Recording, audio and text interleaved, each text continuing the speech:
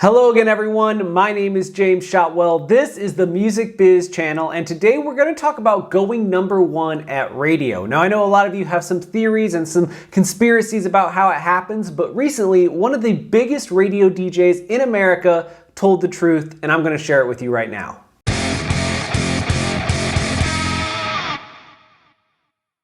So for anyone that is unfamiliar, Bobby Bones is an American radio DJ who hosts the Bobby Bones Show, which is based out of Austin, Texas, but it's nationally syndicated, meaning that it's played all over the country. He's also been a mentor on American Idol. He's been on Dancing with the Stars. I believe he's also a New York Times bestselling author. The point is, Bobby Bones is a big fixture in the music industry, and recently he used his TikTok to expose the truth about #1s. And I don't want to paraphrase what he's saying. I think it's very important, so I'm going to play you the full clip right here, right now. Check it out. Here's the truth about #1 songs on the radio. It's basically politics. They trade them out like baseball cards. A record label will talk to another record label and go, okay, I'll give you this #1 on this date. You give me that #1 on that date. Which really it just should be the song that's the most wanted, the most listened to, the song that people demand. That should be the only #1 song. For example, like Luke Combs could be #1 for 10 weeks. But because of politics, the label will go, let's let somebody else get in that spot. And they'll move Luke Combs to #2 and he'll sit there for a few weeks. Same thing with like a Maren Morris. And so when you hear someone talk about a #1 song, I would say half of them aren't legitimate #1 songs. They have to be good to get to the top 10. There's a lot of research done into these songs. But when it gets to being a #1 song, it's just people going, okay, I'll give you this, you give me that. And it's everybody trying to create as many #1s as possible because everything's the same. Everybody gets a participation trophy at #1. What is happening? Now I know what you're thinking. That does sound a little bit like payola. Like they aren't exactly saying money exchanges hands in order to make these things happen, but who ends up at #1, at least according to Bobby Bones in these videos, is not necessarily based on who people want. It's more who the industry wants to be #1 in order to manipulate our opinion of them and boost streams and boost ticket sales and so on and so forth. But wait! There's more information because Bobby posted another video shortly after posting that one where he went a little bit deeper into how radio stations operate, what songs get played, how often, and why. And you know what? Let's just cut to the clip. Hey, if my videos disappear, it's because somebody told me to take them down. But so far, so good. I haven't been threatened with anything yet. But this is behind the scenes. It's like the magicians when they show secrets and then they end up, well, hopefully that didn't happen to me. I'll give you a couple quick things here that you guys ask a lot about. One is, why do I hear a song so often on the radio? What happens is the person that's listening to the radio only listens for a limited time. So let's say you listen for 27 minutes, that's it. Radio wants to make sure you hear the biggest hits in that 27 minutes. So that's why in an hour and a half you might hear the same song again, because they're not expecting anyone to listen for a whole hour and a half based on the research. Now research is also why songs are from 35 on the chart all the way up. Like there's a lot of research that goes into the songs to move up the chart. The goal is to get your song played so much that it actually is recognized in research, so then people can go thumbs up or thumbs down. And that's research is done on the phone where they call people, which is weird, but on the internet a lot, people take the surveys, the music surveys. So those are always important if you want to push your favorite artist. But there is a lot of research that goes into it, so it's just not people sitting in an office in Albuquerque going, I'm going to play this song a lot and this song none, and then it's completely different on another station. You'll see they're all pretty similar because they're all looking at basically the same research. But then once a song goes #1, the label really doesn't want to play it anymore, and that song dies and goes away, and they start with the next one. So it is a weird business. This is behind the scenes. But if you're ever like, oh, come on, radio.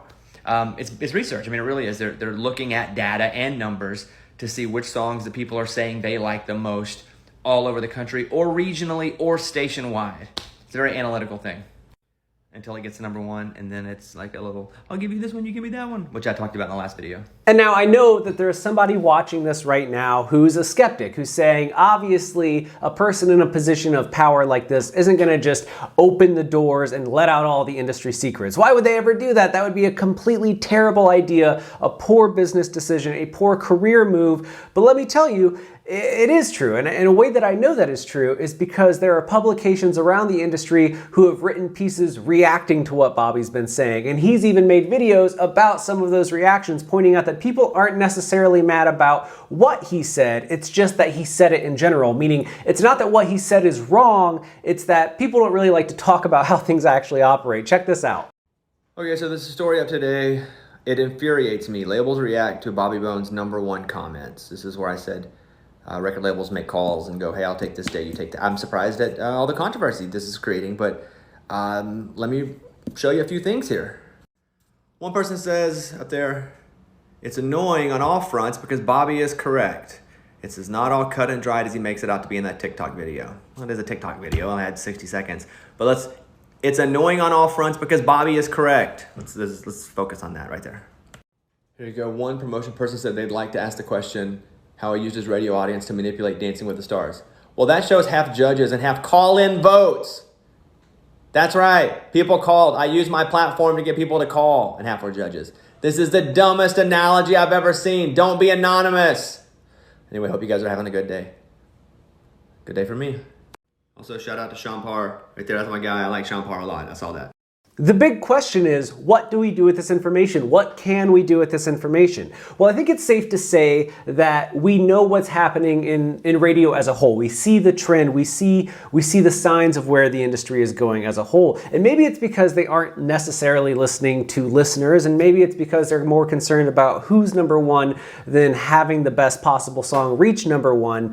But there is definitely a disconnect between necessarily what listeners want and what the industry wants, and radio is this weird battleground where they're kind of duking it out, and listeners think they have power, but these Bobby Bones videos make us rethink that. We only have the power that the industry allows us to have, and that can be very frustrating. Whereas somebody like rock and roll, well, I'm gonna be honest with you, it's no better. Pop, same thing. Hip hop, same thing. If we're talking about radio, if we're talking about the people who are getting those Billboard covers, getting the top of the charts, there's a little bit of manufacturing going on there, and that's something that we don't necessarily love to talk about, especially here at Music Biz, where we're all about building a better community, building a better industry, making it more inclusive, making it easier to access.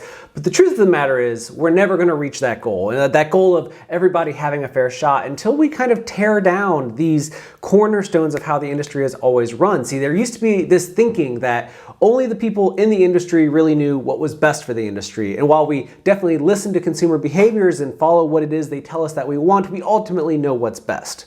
But in the age of TikTok, in the age of SoundCloud, in the age of the internet, where everybody can access everything and form their own opinions in real time as often as they want to, that's not necessarily proving to be true anymore. There are people who are famous, or at the very least successful, who have never gotten a shot at radio, never gotten a shot at MTV or Billboard or any of those things until after they established themselves as a force that didn't need any of that stuff. They went outside the system and now they have full-time careers, but we don't necessarily consider the same as, let's say, a Post Malone. If you see somebody like Drew Holcomb, who's a great Americana singer-songwriter, works full-time, has millions of monthly listeners on Spotify, can tour pretty much anywhere and sell out.